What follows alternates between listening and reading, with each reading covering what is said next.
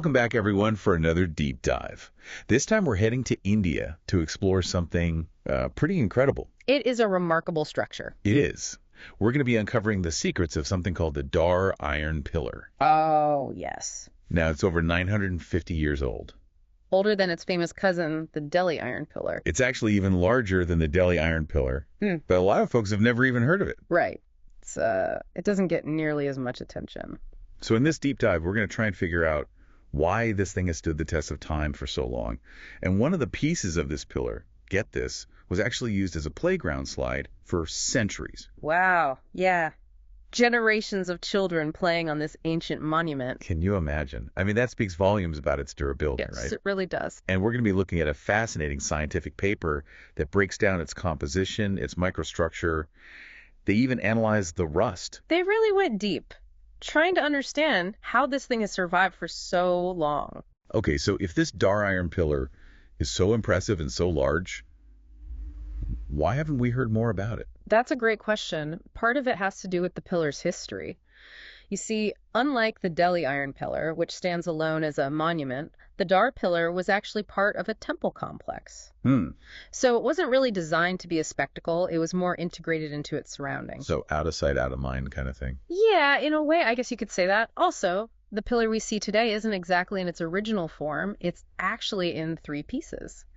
And those pieces have been moved multiple times throughout history, so that's something to keep in mind when we get to analyzing the rest later on. I see. So it's not just about the material itself, Yeah, but also how it's interacted with the environment over centuries. precisely. Speaking of the metal itself, I read that there were all these local legends about the pillar being made of some secret alloy or something. Oh, yeah. There's this story about it being made of 5 or 8 metals. They call it pancharasa or astahatu. Wow. Okay, so what did the researchers discover when they actually looked at the metal itself? Well, one of the most interesting things is the microstructure of the Dhar pillar's iron. It's not uniform. You find areas that are completely carbon-free right next to others with high concentrations of carbon. We call that perlite. Perlite. Like pearls? Not quite. It's a specific arrangement of iron and carbon atoms, and it's really interesting because these perlite areas often cluster around slag inclusions. That's slag. Yeah, it's a byproduct of iron smelting. Yeah. And finding it gives us clues about how the pillar was constructed. Oh, so it's like little timestamps from the creation process. Exactly. It's like a fingerprint in the iron. Wow. And there's another fingerprint, so to speak. The researchers found evidence of something called a ghosting effect. The ghosting effect. Yeah, and that relates to the high phosphorus content of ancient Indian iron. Interesting. So are these carbon-free zones and the perlite clusters and this phosphorus fingerprint, are those the secret to the pillar's rust resistance? Well, not exactly. The researchers compared the Dhar pillar iron to modern mild steel using something called potentiodynamic polarization studies. Okay, that sounds complicated. It is a bit technical, but basically it's a way to measure how material corrodes when you immerse it in different solutions. So they basically dunked pieces of the pillar into water. In essence, yes. And here's the surprising part. When it's completely submerged, the Dhar pillar iron actually corroded faster than mild steel. Oh. But what seems to protect the pillar is its exposure to air, the constant wetting and drying that creates this protective film. So it's not just about the material, but how it interacts with the environment over time. Precisely. And speaking of interacting with the environment, let's talk about the rust itself. Okay. The paper describes it as a beautiful golden reddish-brown color. But the researchers went much deeper than just admiring its looks. They used all these techniques to analyze the composition of the rust. Yeah, those are a little beyond me. Oh, of course. They used XRD, FTIR, and Mussbauer spectroscopy. I'm familiar with those. Well, XRD, or X-ray diffraction, is kind of like shining a light through a crystal to reveal its structure.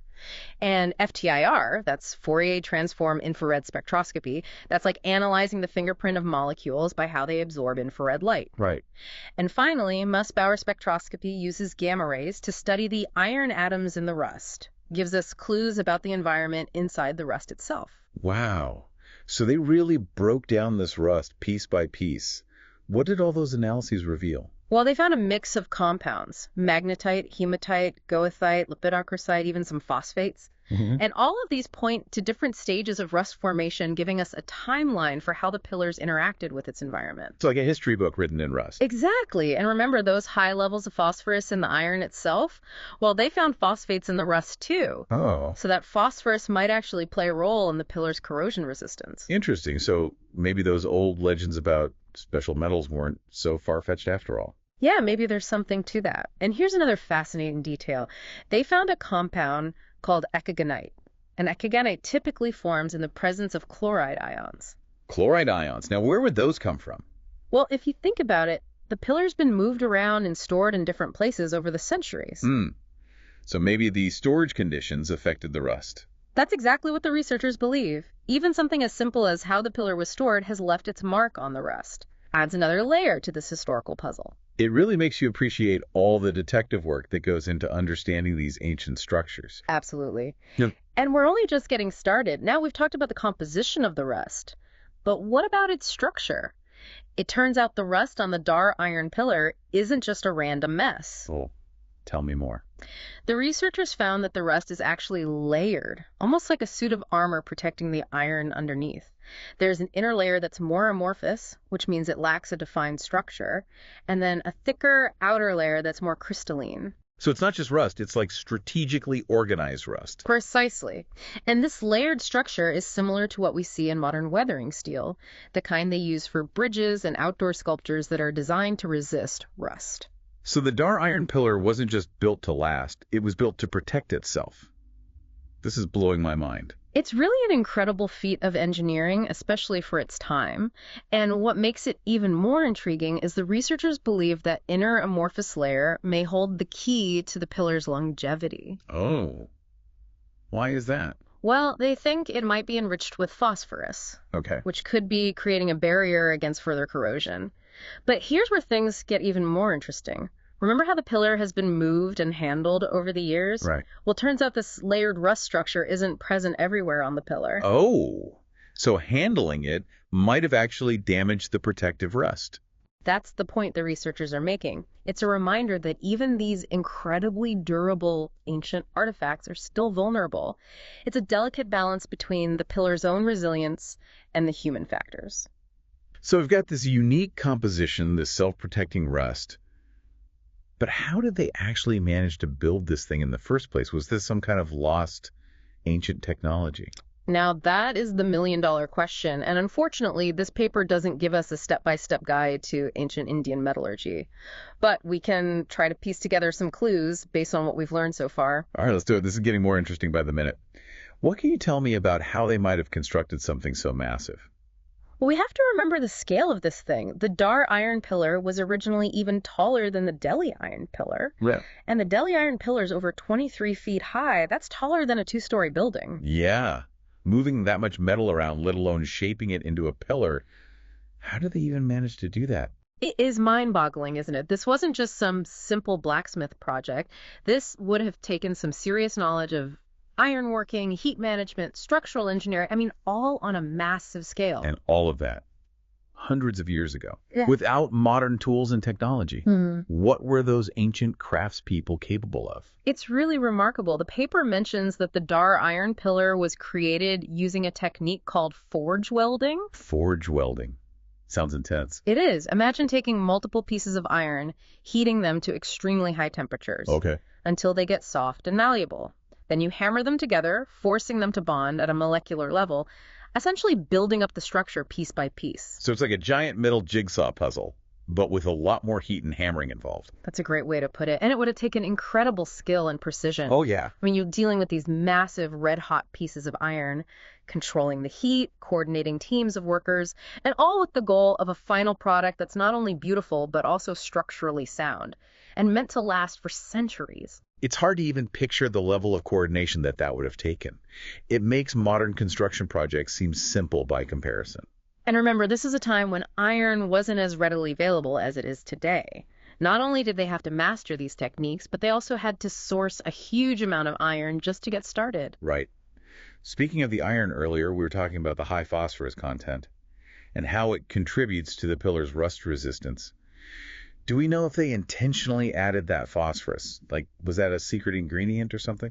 That's a good question. The paper doesn't say for sure if it was intentional, but it's definitely a possibility. Remember how the phosphorus tends to concentrate around those perlite areas? Right. It's like perlite's a phosphorus magnet. Exactly. And in modern iron making, high phosphorus content is actually something you try to avoid because it can make the iron brittle. So more phosphorus equals better rust protection, but weaker metal. In a very simplified way, yes.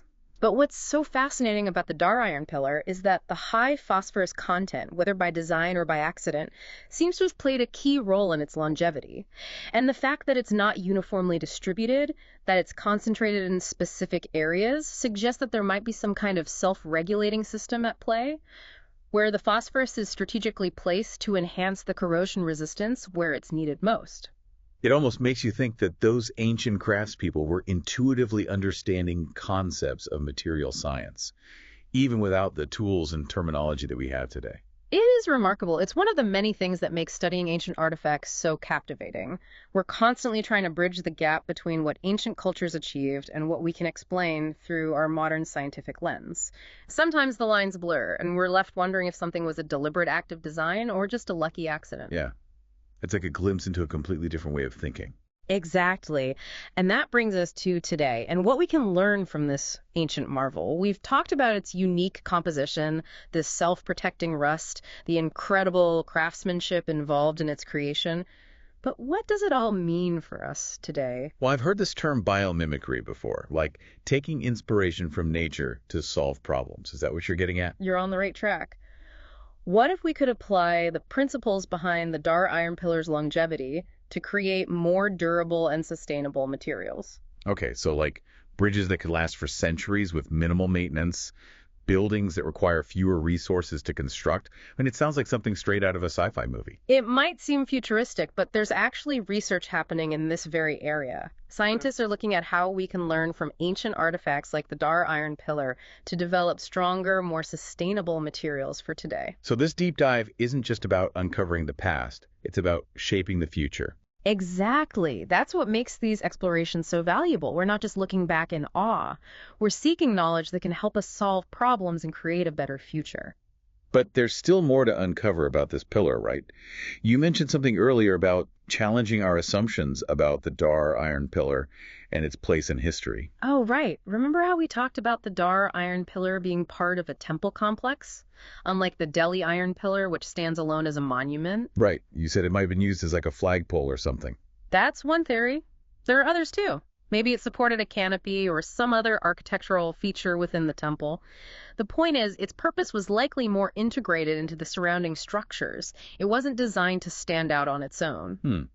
So maybe it wasn't meant to be a spectacle at all. It makes you wonder if our modern ideas of what makes something a monument are too narrow. I think you've hit on something important. For the people who built and used the Dhar iron pillar, its significance might have been tied to its function within the temple complex, its connection to their sacred space. It wasn't necessarily about being impressive, but about serving a purpose within the larger whole. It makes you think about the different ways we value and preserve the past. We often focus on protecting structures from damage. But what about preserving their stories, their cultural context? That's crucial. We can save the object, but if we lose the story behind it, we've only preserved half of its meaning. Yeah, it's like finding a beautifully crafted key but having no idea what door it unlocks. Exactly.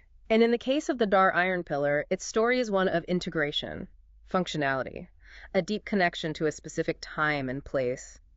It reminds us that sometimes the most enduring legacies aren't the loudest, but the ones that weave themselves into the fabric of a community. So the Dhar iron pillar might be less about being forgotten and more about needing to be understood on its own terms, not as some overlooked wonder, but as a testament to a different way of thinking. And what's fascinating is that this new understanding doesn't diminish the scientific marvel of the pillar at all. Its unique composition, the self-protecting rust, the craftsmanship involved, it's all still incredibly impressive. Yeah.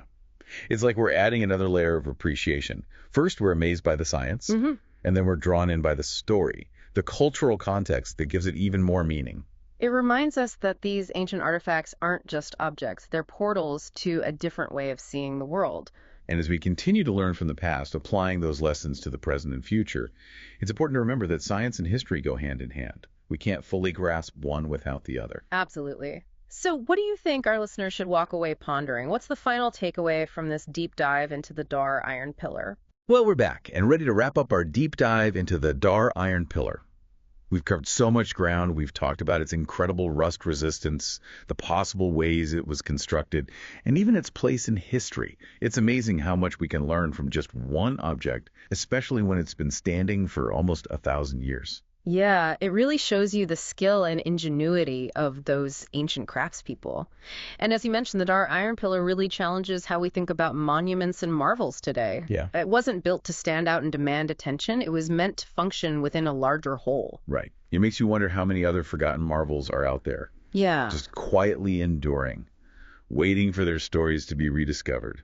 absolutely. And I think that's a key takeaway from this deep dive. Yeah. It reminds us to look beyond what's obvious, to question our assumptions, and to appreciate the different ways that humans have interacted with their environment and expressed their ingenuity throughout history.